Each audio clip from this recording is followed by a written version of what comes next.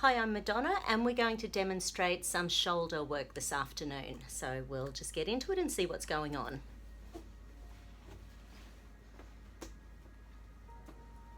Okay, so it's the right shoulder. How long's it been playing up? About 4 months. Okay, so it's been playing up about 4 months and it's had scans at this stage? Tomorrow we're having scans. So basically what I'm going to try to do is just stabilize the shoulder so that it can start to heal properly, because once a shoulder injury has taken hold, sometimes the muscles just forget to switch themselves back on. So they're not actually in a position where they can start to heal. What treatment did you have yesterday? Deep tissue. Deep tissue massage. And is that giving you some relief? Yep. Yeah, good, beautiful. Okay, so what I want to do is basically go through and check some of the major muscles, and I'll show you the right side so you'll see the difference between the right muscles and the left muscles. And sometimes it is bilaterally out anyway, because then of course when we've got an injury on one side of the body, we're actually overusing the other side of the body. So firstly I'm going to make sure that the shoulder joint is in place. So what you do, you hold the arm up, and now don't hurt yourself, but what I'm going to do is get you to hold it there while I'm pushing towards your toes. Hold. And that's just not locking yet. And this side, hold, and that's locking. I couldn't move that to save myself. So this is the shoulder joint capsule. So I'm just going to gently adjust it back into the shoulder joint and hold. And now we're getting a lock. So, and it only has to be up by 1 millimeter or 2. Now I'm going to push towards your head. Any pain there? No, that's fine. I'm pushing towards your left. Hold. That one is way out. That one's really not happy. That means the collarbone is actually, because everything's so tight, the collarbone's actually up higher than what it should be. So I need to grab something. So I'm just going to gently, with the breath, move the collarbone down. So breathe in and out. And breathe in and out. Once again, breathe in and out. This can be a little bit tender. Breathe in and out. Beautiful. Bit sore? Okay, I'm pushing towards your left. Beautiful. And I'm pulling towards me. That's fine. And now I'm pushing away on the left, and I'm pulling towards me on the right. That's not really locking either, which is the first rib that's sort of like popping forward. So breathe in and out. So it's like it starts to bow into the wrong position. Breathe in and breathe out. Okay, and again, hold. Now just making sure all those positions are good. Pushing towards your foot, good. Pushing towards your head, good. Pushing towards your left, good. And pulling towards me, good. Next thing I'm going to check is the bicipital tendon. Sometimes that falls out of its little groove. So hold the hand in. Don't let me pull the wrist away from your body. Hold. And that's just not locking, which means that the bicipital tendon has fallen out of its groove. Hold together. Don't let me pull apart. That's fine. Are you getting any left shoulder pain at all? So far they've been perfect. Yep. So once again, with this one, what I'm going to do is hold the arm out, and I'm going to gently roll that bicipital tendon back into position.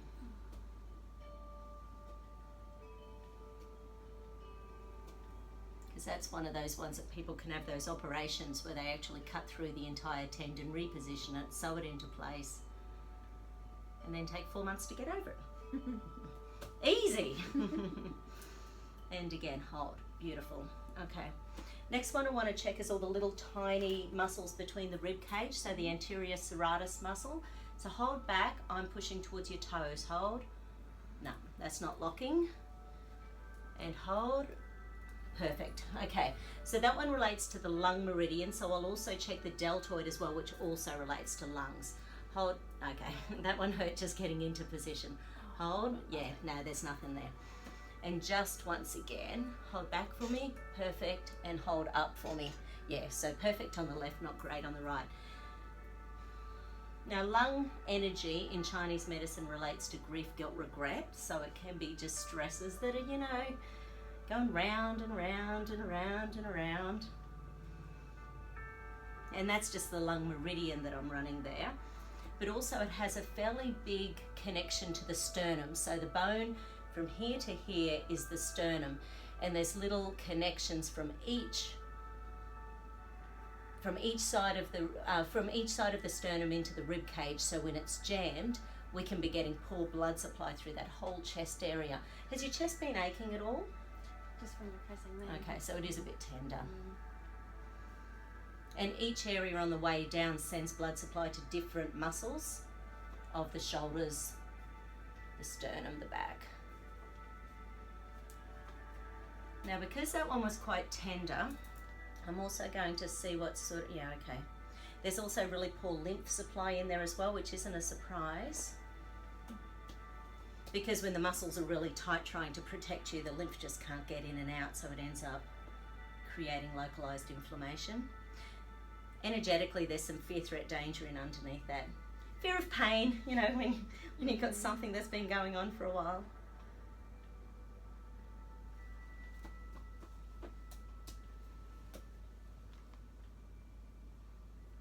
Good. So is there more we need to do on those muscles? Yeah, there is more. More of the same, more of something else. There's more of something else. Let me just see. Okay, so there's something emotional locked into that shoulder. So what we'll just do, something nice and simple. Is it linked in with a survival thing? Will the celestial circuit help? Okay, so there might be something going on where even energetically the meridians aren't, meridians and muscles and everything is connected. So I'm just going to pop your celestial circuit in. Sorry, tailbone. Now we don't need this one. Hold up for me. Okay. Hold up for me. Okay, so there's only a first stage stress, which is nice. But it's actually on the left, the energy in your body, because this is in pain over here, it's like your whole center of gravity has gone left because it's trying to get away from the pain. So your center of gravity is trying to protect you. But then you can imagine your energy systems, your meridians, your chakras, they're all off kilter.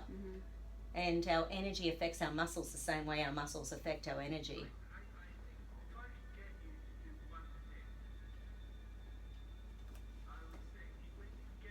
So this is just a little bioenergetic reset. Helps to reset the center of gravity.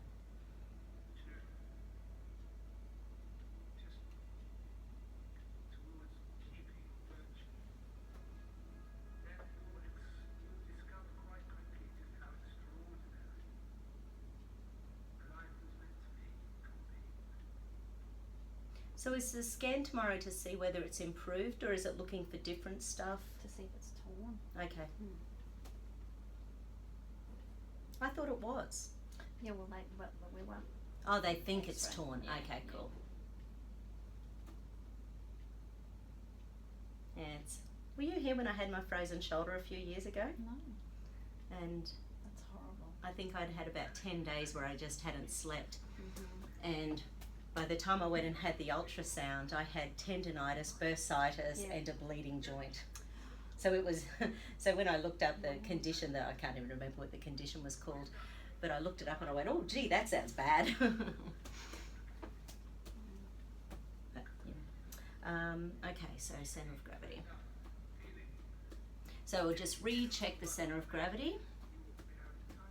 See if we're close. And hold, that's better.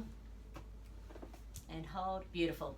So all muscles should lock then unlock if given the correct stimuli, so that's good. So it's back in center. Now let's go back and recheck that.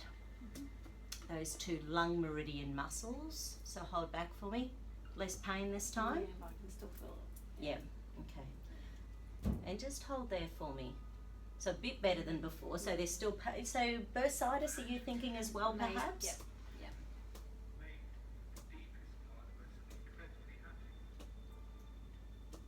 So with bursitis, good old Epsom salt baths can help if you've been doing any of those. There's some little patches you can get from the chemist. I might even have a few left at home that have just got Epsom salts in like a little Band-Aid. Yeah, they cost like $40 for 10 or something. And what you do is put them over the joint. Maybe they're washing soda, not Epsom salts. And the washing soda draws fluid out of the joint. Oh, wow. It was one of the things I was doing with my frozen shoulder. Now I want to make sure you've got good support down through the lat dorsi. Hold in, don't let me pull out. No, nothing. Hold in, don't let me pull out. So that's a test where you hold in and you pull out, and you can imagine if that whole muscle structure isn't helping, then the poor old torso doesn't have a lot of support.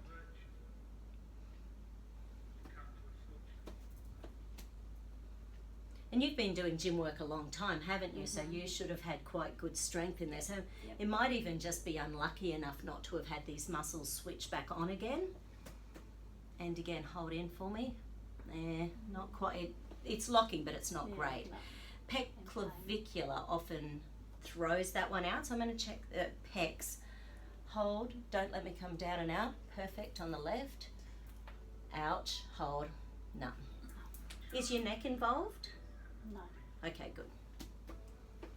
So that relates to the stomach meridian. So the neurolymphatic point is in there. Then we run the meridian, which runs the full length of the body. And funnily enough, with anything to do with the stomach meridian, the emotional stress release points are always helpful. How often does the tummy play up when we're stressed?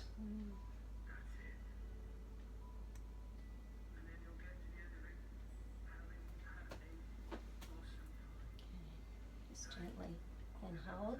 Okay, so it's locking. It's not 100%, but it's locking. Rechecking this one and hold. No, it still needs something, doesn't it? There's some neurovascular points in behind the head that I'll give it. No, just relax. So basically along these cervical spine areas, they send the spinal reflex points, they send nerve supply to a lot of those muscles around the shoulders. So the pec clavicular, the pec sternal, supraspinatus. Not tender in there at all? Okay. So there's some little nodules on the base of the skull, and they are about centering the head on the shoulders. So I suppose if the shoulders are playing up, maybe the whole centering mechanisms are out of whack. Once again, if the centre of gravity was out, which it was, maybe these are just really overworking, trying to hold everything in place. Yeah, they feel a bit congested.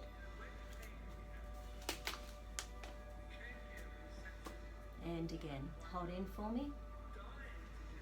Okay, so there's still something going on with the lat dorsis. That relates to the spleen meridian and the middle trapezius also. I imagine this one's not going to feel fantastic. Yeah. So just gently hold down, don't let me pick up.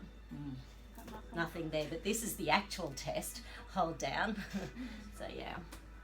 Maybe that's why the meridian just hasn't been picking up. Okay, but upper trapezius is kidney meridian. Okay, so middle, yeah. So once again, run the pancreas meridian.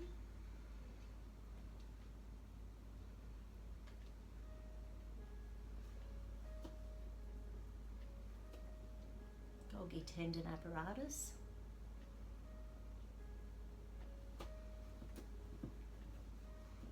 Maybe there's a bully muscle in there that's really switching things off.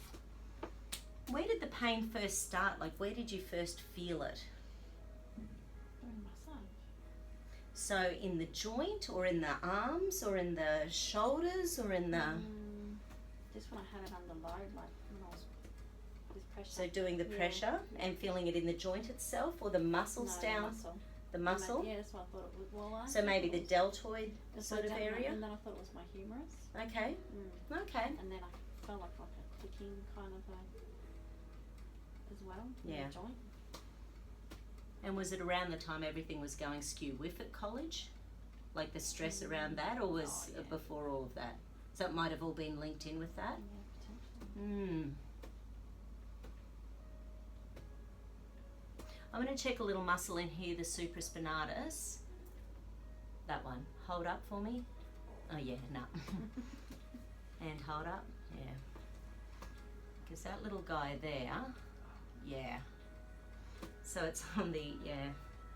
So when that muscle gets too tight, it can affect our conscious brain, because that one relates to the central meridian, which is conscious thinking, conscious thought processing.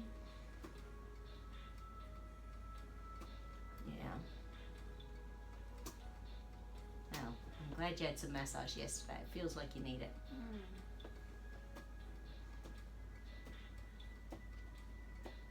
And again, hold up. Doing better, and hold. Yeah, right. So it's locking, but it obviously just doesn't have that same juju that the other side has. Let me ask the body to give me the meridian where the bully is. So I'll see if there's a bully, and if there's a bully muscle, which meridian it relates to. So this is like central, governing, lung, heart. Ah, heart, okay. So the heart muscle is subscapularis, so in behind the scapula. So hold down, don't let me lift up. So hold down at the wrist. Hold down at the wrist. So it's not an unlock, but bullies are often overworking. Now let me see, of the ones that we've already corrected, let's see which ones unlock now. So I'll check these ones again, the pec major claviculars. Hold up. Hold up. Yeah, there it goes again. And we'll check, pec sternal, which I haven't checked yet. I'm going back at 45 degrees. Hold. And hold, I'm going back. No, not optimal. I'm going to check this little guy in here, the pec minus. I'm going to push it back towards the table and check the other arm. Hold up. No. And hold up. Yeah, so the right one's doesn't want to be stretched. Let's check lat dorsi again on the right. Hold in for me. Yeah, no. Yeah, right. So that subscap is making everything else disabled. You can feel that. Hold up. And this little guy to the back of the head, hold. That one's okay. It's the first one so far. Middle trapezius, hold down. Okay, so subscapularis relates to heart meridian. So heart meridian's about self-love, self-worth, self-belief. That's never a problem. For any of us, we're all super women. So that's just the heart meridian. We'll see if there's an amygdala stress in there. Yeah, there is. Okay. So when it started, because you were really loving the course, weren't you? So doing a massage course, all sorts of stuff starts going down, the pain kicks in, switches off the pleasure reward centers, and what that does is lowers the serotonin and dopamine. And serotonin's quite a healing. When we get serotonin going, the whole immune system and everything starts working towards healing. So if we have that sort of stuck, that energy stuck into a joint, so we need that to move. Just ask the body if there's a reticular activating circuit in there. Yeah, there is. Okay, so the RAS, the reticular activating system, is assuming there's going to be long-term stress with this, so it's activating your noradrenaline. So noradrenaline, you know there's acute pain hormones and chronic pain hormones. Noradrenaline causes chronic pain hormones to happen within 48 hours of an injury. So if we're running on stress hormones as well as having an injury, it's harder to get into the healing process. Yeah. And it's popping the body into vigilance, so the nervous system's just looking for the next thing to go wrong, which you can imagine doesn't help healing. But yeah, with things like bursitis, I'd be thinking washing soda, you know, washing soda baths if you've got a bath, or even see what these little things do that I mentioned, because they draw fluid out of an area. You can imagine with bursitis, there's too much fluid in a joint. So therefore, if you put washing soda, even like in a chucks or something, get a chucks, put some washing soda in, you know, fold it over, put it dry on the body and bandage it. And then when you wake up in the morning, for example, it should be a little bit hard because of the fluid it's pulled out of the joint. Funnily enough, with ligament and tendon issues, vinegar is actually helpful.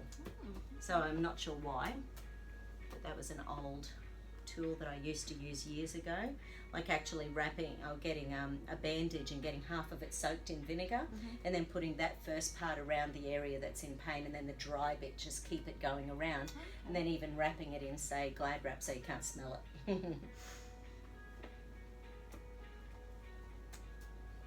Okay. I'm just going to check if there's any other stress. Yeah, there's something else. Okay. So where is it? EMC, MMC, PVSS, somewhere in the PVSS. Oh, okay, so it's somewhere in the reticular activating system again, but it's very specifically messing with those muscles. So without causing yourself pain, can you just sort of tighten the joint a little bit? Just sort of create like a little bit of muscular stress around it. And then I'm just going to give it a little bit of a joint, so just a little bit of a tug away from the joint, little compression into the joint, and a little bit of a tug, and just relax. So the reticular activating system is keeping that muscle really tight. So a little reset for that on the pec minor is pushing it towards the table. Now breathe in, breathe out, and push up towards me. That's it, nice and gently. And breathe in and relax, and breathe out and lift. And breathe in and relax, and breathe out and lift. So that helps to reset. And that's very much to do with protection, you know, so that muscle wants to be tight, it wants to protect you. So I'm going through the meridians again. Okay. So let's see if that reset those muscles that unlocked when we found the bully muscle. Hold in for me. That's better. Hold, I'm coming down and out. That's better. Hold, I'm going back. That's better. Hold back, I'm coming towards your toes. That's better. And these feel like they're locking better than before too. Hold up. Good. I think a bit of strength in there. Yeah. Hold down at the wrist. Well, I might actually, speaking of which, I might check your wrist. Hold together nice and strong. I'm pulling apart. Yeah, so at the moment that's coming apart. So the nerve supply isn't getting down through the brachioradialis. Do you get sore in here? Yeah. I just need to reset that so the nerve supply gets through the wrist. Okay, and again, hold together. That's better. And this way, hold together. Lovely. So, a little bit of a shoulder reset. Cool, thank you.